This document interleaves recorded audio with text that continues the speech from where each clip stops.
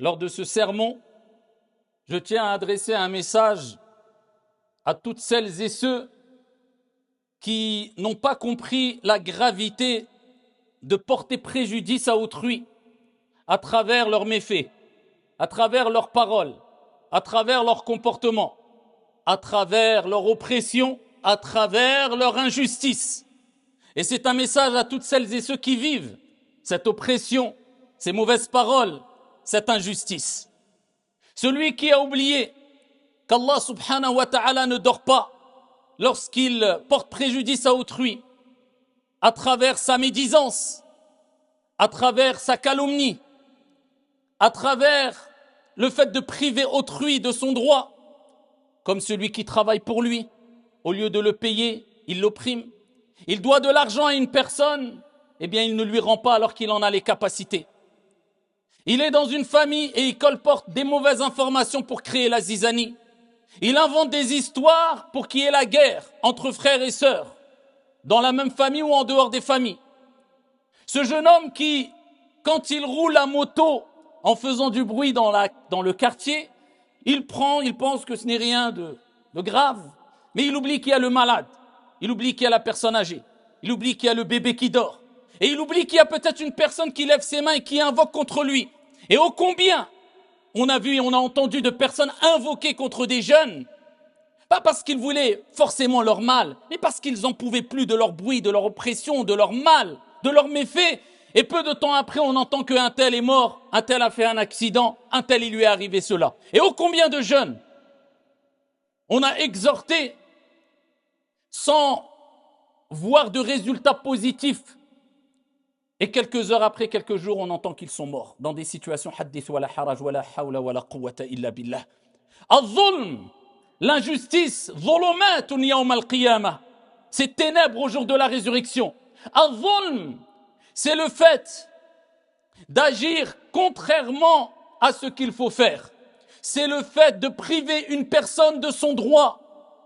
Al-zulm revêt plusieurs formes. Et parmi ces formes, il y a ce que j'ai cité, et on peut citer une longue liste. Il y a l'homme qui est injuste aussi envers son épouse. Il ne lui donne pas ses droits, il l'opprime. Il y a l'épouse qui ne donne pas ses droits à son époux. Elle ne lui donne pas ses droits et elle l'opprime. Il y a les parents qui sont injustes, c'est-à-dire ils ne donnent pas leurs droits aux enfants, les droits qu'ils méritent. Ils sont injustes et ils les oppriment. Et de même les enfants qui ne donnent pas leurs droits ou les droits que méritent les parents, ils sont injustes et ils les oppriment. Au lieu de donner le droit aux parents, se comporter bien, ne pas leur désobéir, de les assister, eh bien ils ne le font pas. Donc ils privent leurs parents du droit que les parents ont sur eux. C'est du zulm, c'est de l'injustice. L'homme qui, quand il sort de chez lui, le matin à 7 heures du matin pour travailler, et qui n'avait pas assez d'argent pour s'assurer tout risque, sans rentrer dans le hukm des assurances, eh bien il trouve sa voiture brûlée. Vous pensez que cet homme-là, qu'il soit musulman ou pas, s'il lève ses mains et s'il invoque Dieu, Allah, il dit « Oh mon Dieu » et il invoque. Vous pensez que Allah ne va pas répondre à son invocation? Vous vous trompez complètement. Puisque le prophète alayhi afdalus salati wa askat taslim, quand il a envoyé Mu'adh radiyallahu anhu warda comme émissaire, il lui a dit, avant de se rendre au Yémen, Ya Mu'adh. Donc il l'envoie pour prêcher la bonne parole, mais il lui donne des recommandations. En face de lui, il y a des gens qui vont croire, des gens qui ne vont pas croire. Avec cela, il dit quoi? Ya Mu'adh, ittaqi da'wat al-mazloum. Crains l'invocation de celui qui est touché par une injustice. Quelqu'un qu'on a, comme on dit, on a hagar, à qui on a fait du mal, qu'on a frappé, qu'on a privé de son droit, qu'on a opprimé, dont on a menti sur lui, on a calomnié. Attention!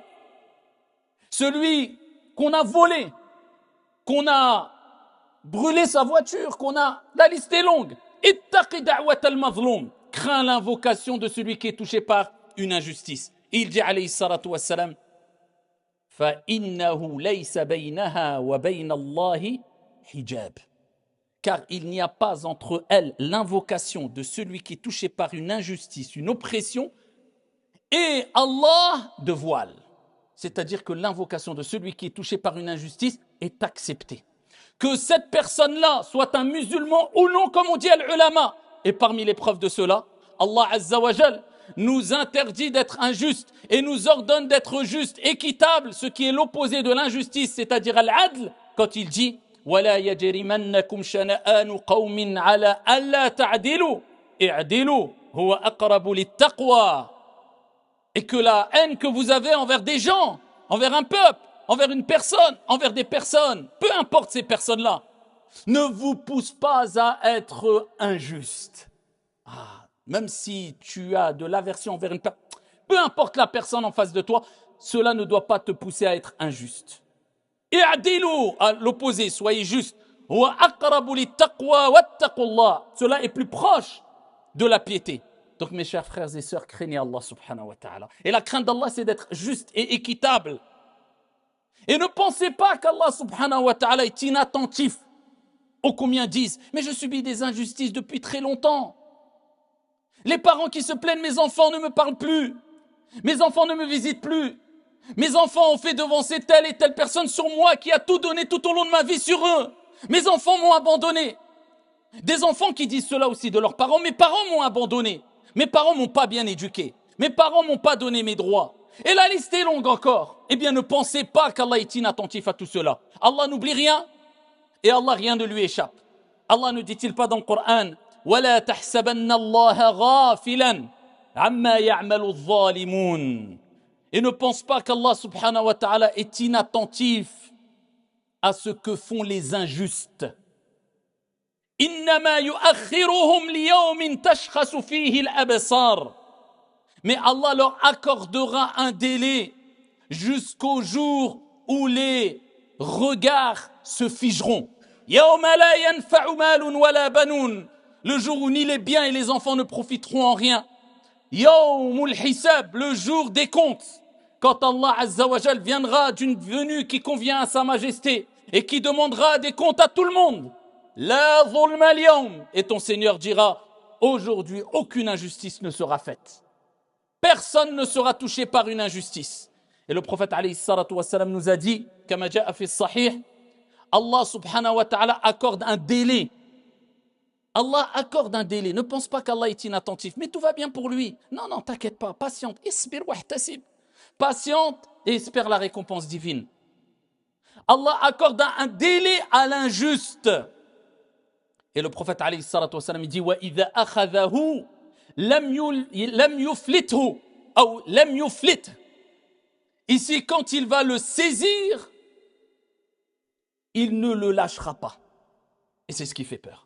C'est-à-dire que lorsque l'injuste va persister et continuer, parce qu'Allah lui a accordé un délai, mais quand la colère d'Allah va tomber sur lui, la punition tombera sur lui, non seulement la colère d'Allah tombera sur lui, mais le prophète alayhi salatu wa salam, qu'est-ce qu'il dit? Allah ne le lâche pas après. Allah ne le lâche pas. Et vous savez que le prophète alayhi salatu wa salam, il nous parle de l'injuste.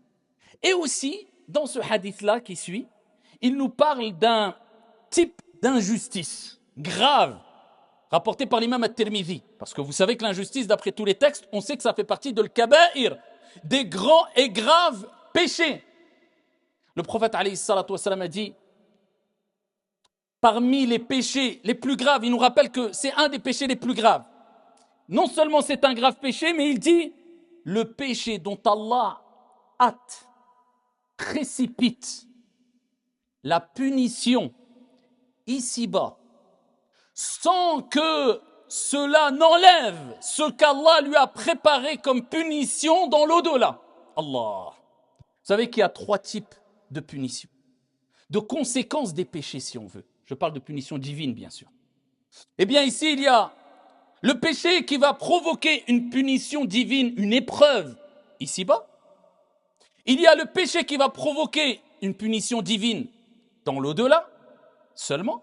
Et il y a le péché qui va provoquer une punition divine ici-bas et dans l'au-delà. Et ça, c'est le plus grave.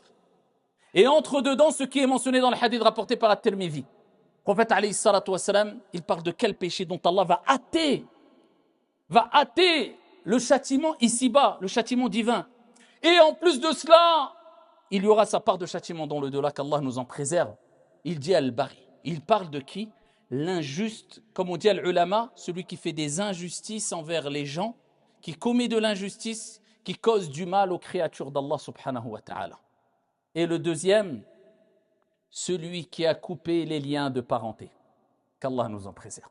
Celui qui ne parle plus à son père, ou à sa mère, ou à son frère, ou à sa sœur, ou à ses enfants, ou à ses parents, ou à ses grands-parents, ou à ses tantes, oncles, neveux ou nièces. Eh bien, ceux-là, Allah hâte leur punition ici-bas, punition divine, c'est-à-dire l'épreuve. Il va leur mettre une épreuve sur le chemin. Et en plus de cela, dans le delà, qu'Allah nous en préserve. Al-Zulm.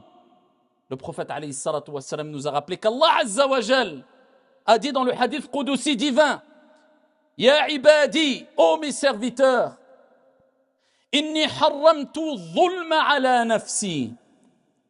Je me suis interdit à moi-même l'injustice. Tellement que c'est grave. Tellement qu'Allah veut nous sensibiliser, alors qu'il n'a pas besoin de le dire s'il veut. Il fait ce qu'il veut. Mais il a voulu le dire, c'est qu'il y a une raison, parce que les décisions d'Allah azza wa jalla et ses paroles sont complètes et parfaites. Il nous rappelle qu'il s'est interdit l'injustice à lui-même, Allah subhanahu wa ta'ala. C'est lui le juste par excellence. Et il dit وَجَعَلْتُهُ مُحَرَّمًا بَيْنَكُمْ فَلَا تَظَالَمُوا. Et je l'ai rendu interdit entre vous l'injustice. C'est haram. Pas d'injustice les uns envers les autres. Et il dit ne soyez pas injustes envers les autres. Pourquoi? Parce que le prophète alayhi salatu wassalam nous rappelle que al-zulm, zulumatun yawm al-qiyamah. C'est ténèbres au jour de la résurrection. Et vous savez que la dernière grande étape au jour de la résurrection, c'est as-sirat. Et on passera as-sirat selon les bonnes actions qu'on a commises ou qu'on a fait et accompli ici-bas. Et les bonnes actions se manifesteront quelque part en lumière. Et plus tu as eu des bonnes actions, plus tu auras de la lumière et plus tu pourras passer as-sirat qui sera au-dessus de l'enfer. Et après sirat, il y a le paradis. Allahumma ja'alna minhum. Et ceux qui n'auront pas de lumière, parce qu'ils n'ont pas eu de lumière ici-bas, parce qu'ils n'ont pas provoqué cette lumière dans le delà à travers leurs actions ici-bas, parce qu'ils ont commis le mal qui a provoqué l'obscurité, eh bien ne pourront pas passer le pont. Et parmi ces gens-là, al-zulm, zulumatun yawm al-qiyamah. L'injustice est ténèbres au jour de la résurrection. L'injustice est quoi? Ténèbres au jour de la résurrection. C'est ténèbres sur le pont, ténèbres au jour de la résurrection. Et c'est pour cela qu'il est important de comprendre qu'on se doit d'être juste et pas injuste. Alors juste envers Allah, juste envers les gens et juste envers soi-même. Parce qu'il y a 3 types d'injustice et 3 types de justice si on veut. Il y a l'injustice envers Allah et c'est la plus grave des injustices. Luqman, quand il a donné les recommandations à son fils, comme vous le savez dans Surat Luqman dans le Coran, il lui a rappelé, ô mon fils, la tushrik billah. Ne donne pas d'associé à ton Seigneur, tabaraka wa ta'ala. Inna shirka la zulmun azim. Car l'association est une grande, immense injustice. Parce que le droit d'Allah sur toi, c'est que tu lui adores sans lui donner aucun associé. Aucun associé. At-tawhid, la ilaha illallah. Et donc, c'est la plus grande des injustices. Il y a l'injustice envers les gens. C'est ce qu'on a cité depuis tout à l'heure. Et les exemples sont nombreux. Et il y a l'injustice envers soi-même. Eh bien, le fait d'être injuste envers Allah, injuste envers les gens, eh bien, cela provoquera une injustice envers toi-même. A fortiori, tu seras injuste envers toi-même. Tu ne dois pas être injuste. Tu ne dois être injuste ni envers Allah, ni envers les créatures de manière générale, peu importe leur confession, leur couleur, envers les créatures. Et tu ne dois pas être injuste envers toi-même. Donc, réglez vos comptes avant le jour des comptes. أيها الناس حاسبوا أنفسكم قبل أن تحاسبوا كما قال عمر رضي الله عنه وارضاه. Ô vous les gens, demandez-vous des comptes avant que ne vienne très rapidement le jour des comptes où la personne ne pourra plus œuvrer mais devra rendre des comptes sur ses œuvres et ses actions. Cette journée-là où les regrets ne profiteront en rien, tout le monde t'aura oublié et toi tu ne penseras qu'à ta propre petite personne. Nafsi, nafsi, nafsi.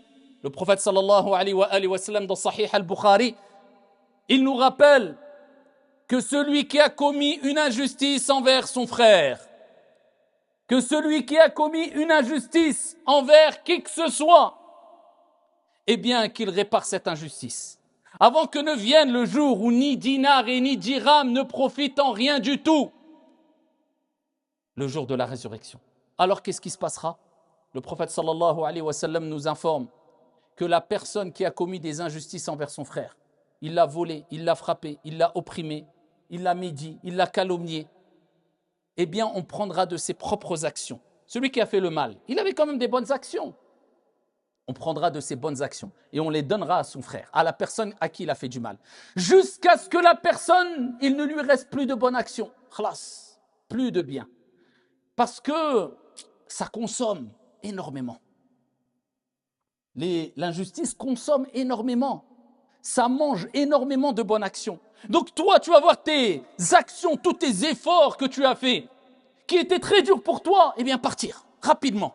Et à la fin, tu n'auras plus, illa man rahimallah, qu'Allah nous en préserve, la personne plutôt aura plus de bonnes actions, mais il devra rendre des comptes encore, parce qu'il a eu encore des injustices vis-à-vis de son frère ou d'autres personnes. Eh bien, qu'est-ce qu'il fera? Il se chargera des péchés du frère ou de la personne à qui il a commis une injustice. Ça veut dire que la personne, il dira, bah moi, il me doit encore des comptes, mais il n'a plus de bonnes actions. Bah, prends mes mauvaises actions.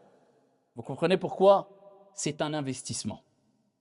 Quand on parle sur toi, quand on touche surtout à ton honneur et on salit ton honneur, surtout ouvertement, il y a des gens quelquefois qui viennent te dire, surtout quand la personne elle peut être connue sur les réseaux autres, mon frère, est-ce que tu me pardonnes? Je t'ai critiqué. Bah, quelquefois, c'est bien, par éducation, de lui dire non, je ne te pardonne pas. Parce que j'ai déjà pardonné à quelques-uns, j'ai mon investissement pour le delà. Ah, bien sûr, c'est facile. Oui, je t'ai sali. Déjà, il faut savoir, est-ce que la personne a bien réparé son erreur? Est-ce qu'il a corrigé son erreur devant les gens? Est-ce qu'il a demandé pardon ouvertement? Comme tu as sali l'honneur de ton frère ouvertement, tu dois réparer ton erreur ouvertement. Ce n'est pas une mince affaire. Le prophète alayhi salatu wassalam a parlé des gens qui vont toucher, salir l'honneur des gens ici-bas, au jour de la résurrection. Eh bien, qu'est-ce qui leur arrivera? Car lors de l'Isra wal Mi'raj, il a vu des personnes avec des griffes en fer, des griffes en train de se griffer le visage. Le prophète a été étonné, il a dit « Jibril, man haoula » qui sont ces gens-là? Ce sont celles et ceux qui portaient atteinte à l'honneur de leurs frères et leurs sœurs. Ce n'est pas une mince affaire. Il faut investir aussi un peu pour le delà. Même si tu pardonnes, c'est mieux. Mais quelquefois, si la personne ne t'a pas dit pardon, quelque part, je vais dire tant mieux. On a besoin d'investissement dans l'au-delà. Et Al-Hassan al-Basri, rahimahullah ta'ala, l'avait compris. Il relatait qu'une fois, on l'a informé qu'une personne, eh bien, touchait à son honneur, médisait sur lui, mentait sur lui. Eh bien, qu'est-ce qu'il a fait? Il a envoyé ici, à titre de cadeau, un plateau de dattes à la personne. Et la personne a été prise d'étonnement. Il dit, subhanallah, je le médis, et il m'envoie un plateau de dattes. Voilà, aujourd'hui les dattes, peut-être on va dire c'est rien, mais à l'époque c'était, quoique maintenant ça dépend des régions.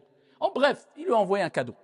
Et ici, il lui a dit, bah, tu m'as médit, donc tu as pris quelque part mes mauvaises actions, ou, eh bien, tu m'as donné de tes bonnes actions, et bien, à titre de cadeau, pour te gratifier, pour te récompenser, eh bien, je te donne un plateau de dattes. La personne a tellement eu honte qu'elle ne l'a plus jamais calomnié ou médit. Parce que ces gens-là avaient compris qu'en fait, quand on t'a volé de l'argent, on te doit de l'argent, on t'a opprimé, eh bien, il ne faut pas se lamenter. C'est dur, il faut le subir. Mais dans tous les cas, vois-le comme un investissement pour le delà. Comme tu aimes investir dans plusieurs choses ici-bas, investis dans plusieurs choses dans le delà. Et dont les personnes qui t'ont médit, tu dis, alhamdoulilah, au moins, voilà, il va me débarrasser de mes péchés, ou du moins je vais prendre ces bonnes actions. Ittaqu da'watal mazloum, craignez l'invocation de celui qui est touché par une injustice. Craignez l'injustice, soyez juste et équitable, et ainsi vous serez préservés ici-bas et dans l'au-delà. هذا وصلوا وسلموا رحمكم الله على نبي المختار كما أمركم بذلك جل وعلا حينما قال إن الله وملائكته يصلون على النبي يا أيها الذين آمنوا صلوا عليه وسلموا تسليما